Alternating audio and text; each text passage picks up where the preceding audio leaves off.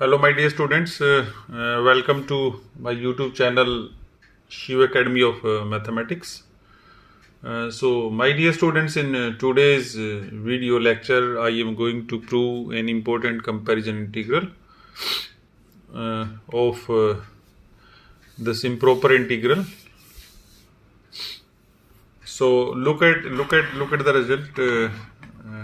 Here are two results. The first result is the improper integral integral a to b dx upon x minus a to the power n is convergent if and only if n is less than 1. So it is one of the important result of improper integral in which we have to prove the integral a to b dx by x minus a to the power n is convergent if and only if n is less than 1. So dear students, why we are saying that it is an improper integral? Because if you check the point A, it is the only point of infinite discontinuity, because when you check the function fx equal to 1 upon x minus a to the power n, it becomes infinity at this point A. That's why we are saying that it is an improper integral, but it will be infinity only in the case when n is greater than 0. We will discuss in the proof or in the solution. So first result which we have to prove, the improper integral a to b dx by x minus a to the power n is convergent if and only if n is less than 1. So let us start the proof of this first part, then we will discuss the second part. So just I told you in the starting of this video that this integral is a proper integral for n less than or equal to 0, because the given integral is I is equal to integral a to b dx over x minus a to the power n, and we are saying that it is a proper integral for n less than or equal to 0. So if we take n equal to 0, then this I becomes integral a to b and x minus a raised to power 0, that is 1, so it is just dx, and so it is b minus a. So it is a proper integral. Similarly, if we take n is any negative number, just like if I take suppose n is equal to minus 2. Here I have taken n equal to minus 2. So definitely you know very well that it will become x minus a raised to power 2 dx. Now there is no point a or b or in between a and b from which this function x minus a square become infinite. That's why it is again proper integral. So our concern is now to check the case when n is greater than 0, because only in this case we are writing it is an improper integral and a is the only point of infinite discontinuity, because I told you that this function and this 1 upon x minus a to the power n becomes infinity at x equal to a when n is greater than 0. So in this n greater than 0, first case we are taking n is not equal to 1, then we take n equal to 1. So when n is not equal to 1,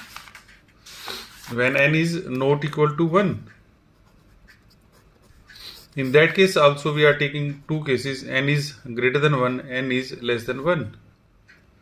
So we will check that what happens if n is greater than 1 and what happens if n is less than 1. So my dear students, look at the solution. Because we will apply a result, because this lower limit is point of infinite discontinuity. So what we have to do, because limit is going from a to b, so we make a change in this integral a to b dx by x minus a to the power n. So we will write it in the form limit epsilon approaching to 0 plus integral a plus epsilon to b. If the case happens with b, if the case happens with B, that B is the point of this infinite discontinuity, then we will take this as B minus epsilon.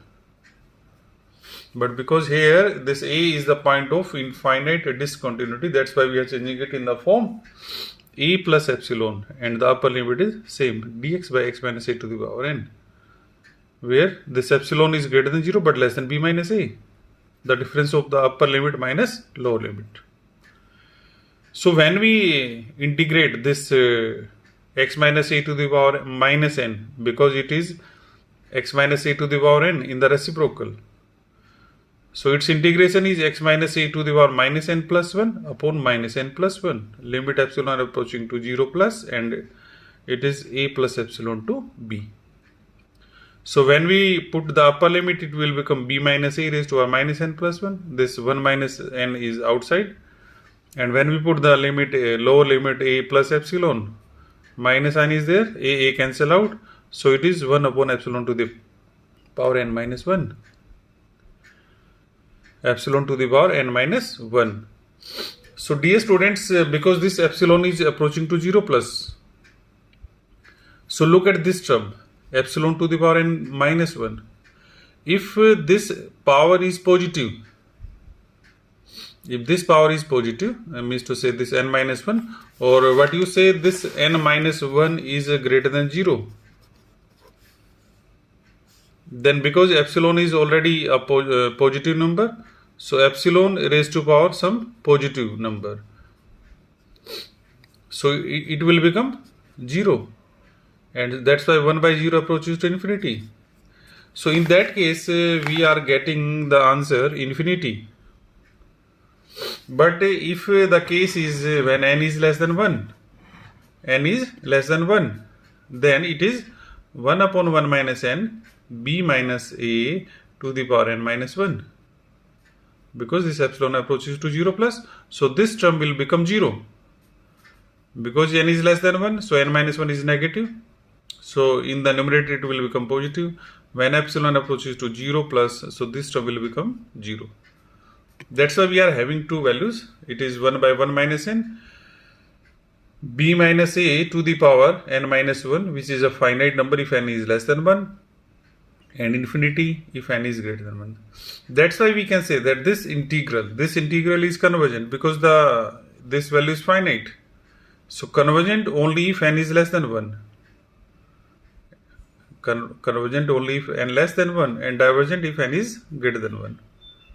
So this was the first result in which we were saying that this integral a to b dx by x minus x to the power n is convergent if and only if n is less than 1. So come to the next part. So let us come to the next part. If n is equal to 1. So what happens if n is equal to 1? So what we do in this given integral, we put here n equal to 1. So it will become integral dx by x minus a. So you can again integrate it in the simple way, and again what we have to do, we have to change the lower limit in a plus epsilon. So it is a plus epsilon to b dx by x minus a. So again we integrate it, so it is log x minus a, limit a plus epsilon to b. So we put this x equal to b upper limit, a plus epsilon as a lower limit, so it is a plus epsilon minus a, so a cancel out, so it is log epsilon. So it is limit epsilon approaching to 0 plus log of b minus a by epsilon, b minus a upon epsilon. And because epsilon is approaching to 0 plus, and log 0 is minus infinity, that's why it is negative, negative, positive infinity, so it is positive infinity. What I am saying, it is log 0, that is equal to negative infinity. That's why it will become negative infinity, negative, so it is positive, so it is infinity. And whenever we are getting the integral value as infinity, that means to say again it is divergent, or what you say, this integral diverges if n equal to 1. That means to say we are having only the case when n is less than 1. In that case only this improper integral a to b dx by x minus a to the power n is convergent. Otherwise, whenever n is greater than or equal to 1, in that case it is divergent. So result is very simple, proof is very simple. Only we have to keep remember some formulas, some values, just like I am saying here is log 0, which is minus infinity. So dear students, this was the first case in which the given integral was in the form this dx by x minus a to the power n. When we talk about the second part, in the first and second part, the difference is what? It is x minus a, and in the second part it is b minus x. It was variable minus this constant, it is constant minus variable.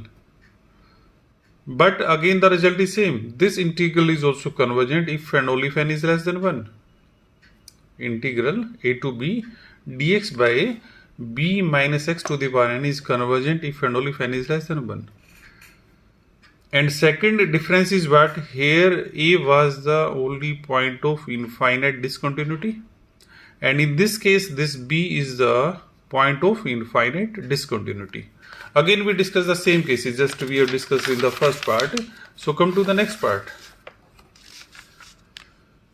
Again we are writing the same, that this is a proper integral for n less than or equal to 0, and therefore it is convergent.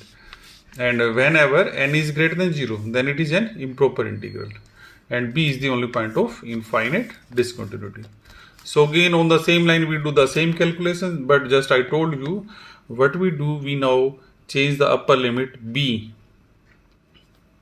So this is the main point which we have to remember in the exam, that if n is greater than if n is not equal to 1, that means to say this n can be greater than 1, this n can be less than 1. So again we have to do on the same line calculation. It is a to b minus epsilon, limit epsilon approaching to 0 plus dx by b minus x to the power n. So again we integrate. So it is b minus x raised to power minus n plus 1 upon minus of minus n plus 1, and limit going from a to b minus epsilon, because it is minus x. So this minus 1 come outside due to the integration. Again we put the limit a to b minus epsilon. Again we apply the same result. If n greater than 1, then we are getting infinity. If n is less than 1, we are getting a finite limit, that is 1 by 1 minus n, b minus a raised to r n minus 1. That means to say, again in this case, this integral a to b dx by b minus x to the power n converges for 0 less than n less than 1, and diverges for n greater than 1. So the answer is same. And the last, what we have to check again, we have to check if n is equal to 1. If n is equal to 1. So what happens if this n is equal to 1? Again we put here n equal to 1. So it is again just dx by b minus x. Again we integrate. So it is log b minus x, and because minus x is there, so negative sign is also there. So when we put the limits, again it is minus log epsilon plus log of b minus a.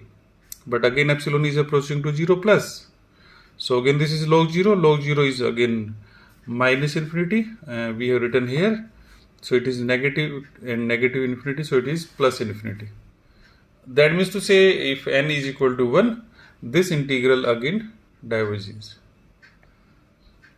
So dear students, the result is that whenever we are having improper integral a to b dx by x minus a to the power n, or integral a to b dx by b minus x raised to power n, both these improper integrals, either we are having point A as a point of infinite discontinuity or point B as in point of infinite discontinuity. In both the cases, the integral is convergent only for n less than 1. Otherwise, either n is equal to 1 or n is greater than 1. So it is divergent. So this comparison result, this comparison integral is very important to solve the numerical problems of this improper integral. Hope so you understand this result or these two results. So don't forget to subscribe our YouTube channel for more videos and press the bell icon for getting the notification of our videos.